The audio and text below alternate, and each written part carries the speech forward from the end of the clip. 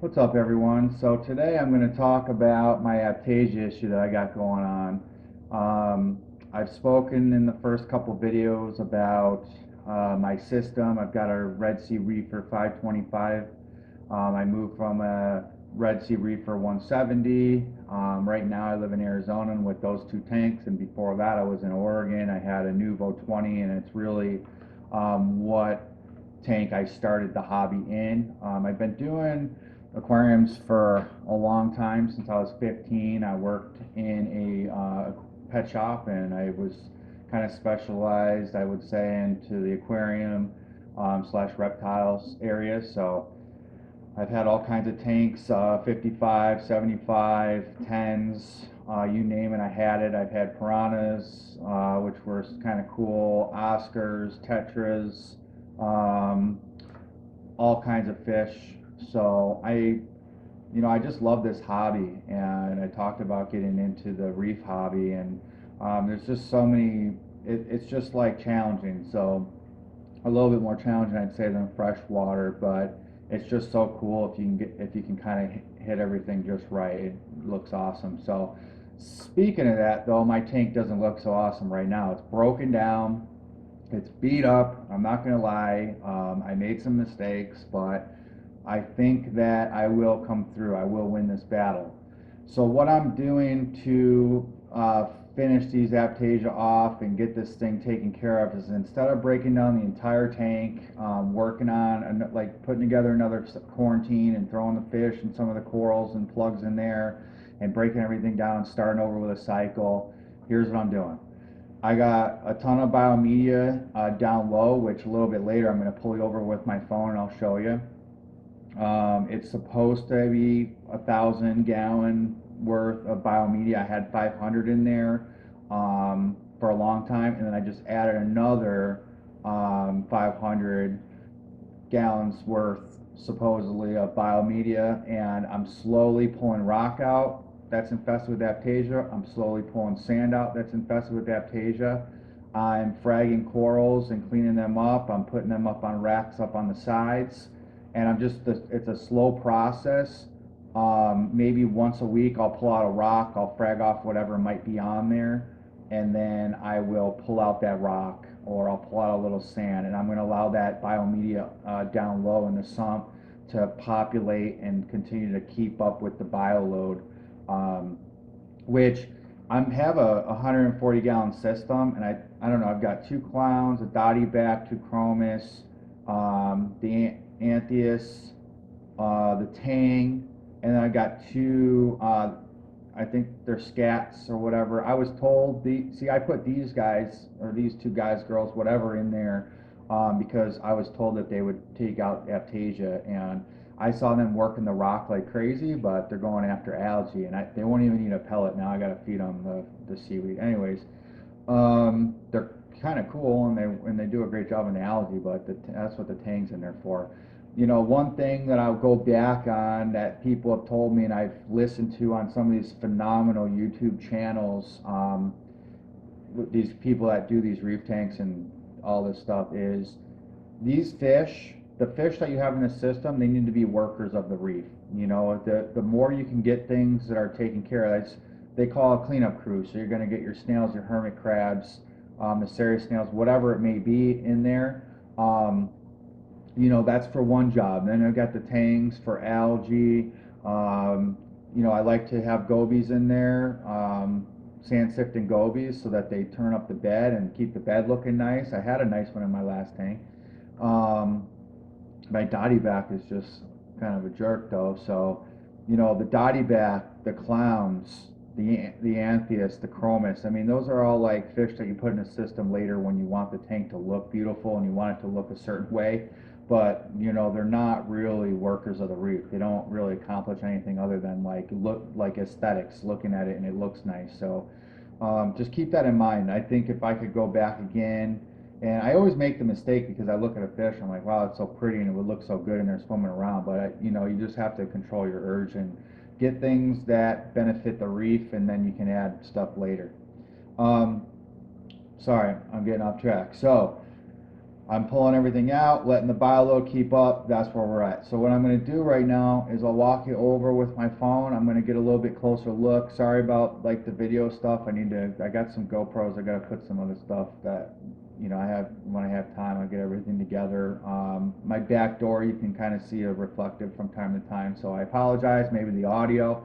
Again, I'm not going to be perfect, but I'm not here to like make these amazing, pretty, perfect videos. It's to maybe get some information out there to help a new reefer not make the mistake that I'm making now, or somebody that's going through what I'm going through.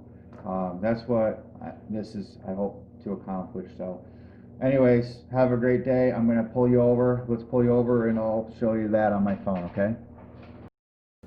All right, so here's what we got going on. I tried to use my phone, but yeah, that's not working out. So either way, I'm using my camera. I pulled my computer over here. I'll use my computer camera. So anyways, you can see up in the top left there behind the Aiptasia, I got some corals that I propagated and I put up into frag racks and I put it along the glass, and below that where it's a little bit blown out in color, so I apologize, but I got the candy cane coral sitting down there, and those ones I didn't super glue any plugs onto yet, so they're sitting in PVC pipe. And the reason why I like to do the PVC pipe or get the stuff up in, up out of the way into the frag holders is because Aiptasia, just like maybe an anemone or a mushroom coral or any kind of coral that has, or live animal that might have a foot, it's going to move around and get itself comfortable. So they do not like the smooth area, so that's why it's important to keep your glass clean of any kind of algae, and get anything that's in the sand bed up off the sand bed if you're dealing with Aiptasia.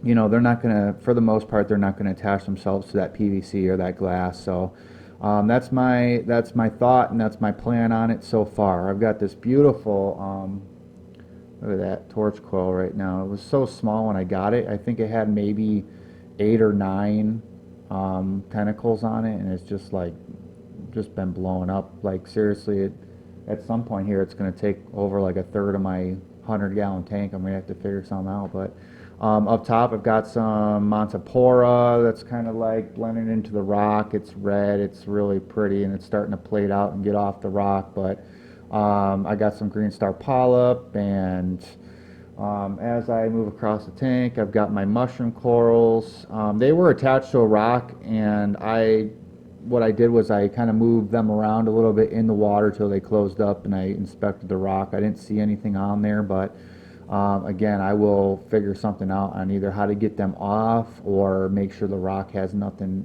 infesting it.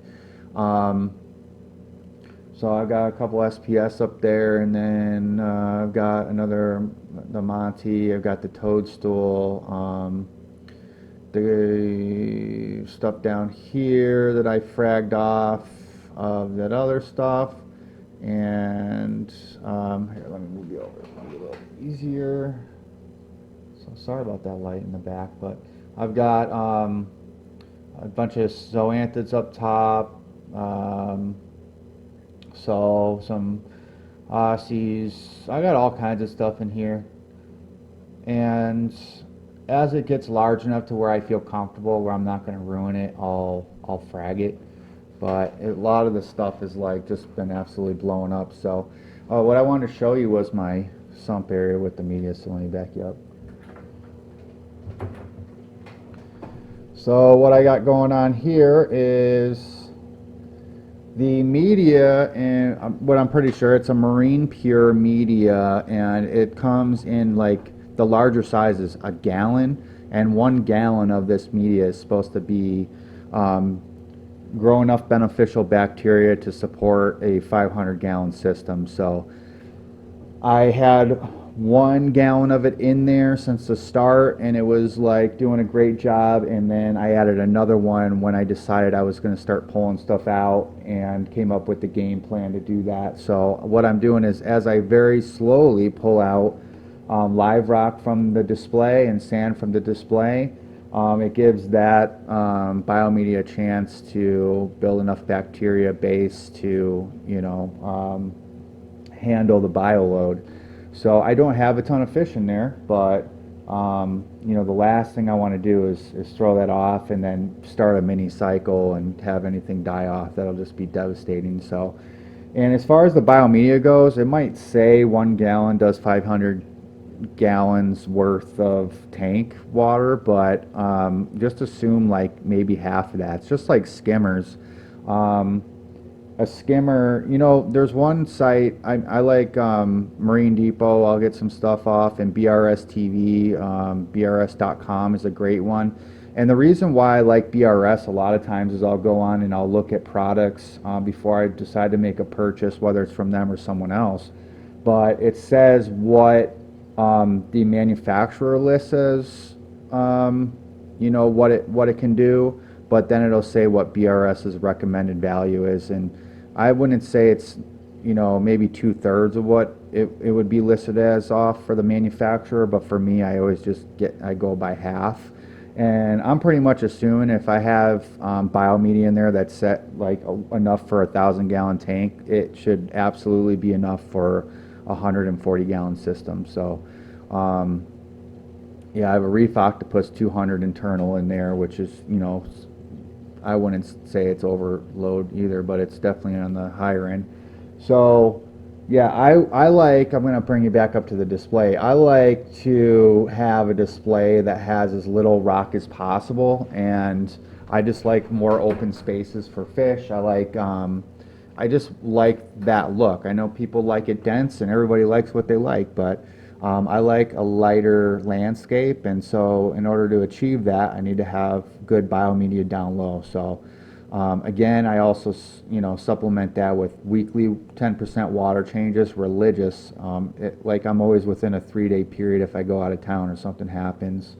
And I'm constantly changing out the filter socks and cleaning that stuff up, and you know, cleaning the glass, agitating the sand bed a little bit. So I just stay on top of that stuff. It's so important. And anyways, I'm going to take it nice and slow, and hopefully I can get rid of some of these Aiptasia. And if I can, if this video pops up, or maybe I'll download a quick one with my phone so you can just see the amount of Aiptasia that I've taken over. And anybody that's dealt with this, you'll know what I'm talking about. But they just did a number to my tank. I mean, look, it was so beautiful before, and now it's just it looks like this. But anyways, you know, follow the progress, or I don't care if you skip from the first. If you find my channel, you can skip to the end after you see this. So I can prove to you that I know what I'm doing. But these Aiptasia, they beat me up. So anyways, I hope you all have a wonderful day, and I'm a huge Buffalo Bills fan from upstate New York, so go Bills this weekend. We got to take out them Chiefs and hopefully get back to the Super Bowl since I was a little kid. Anyways, have a great weekend. Thanks.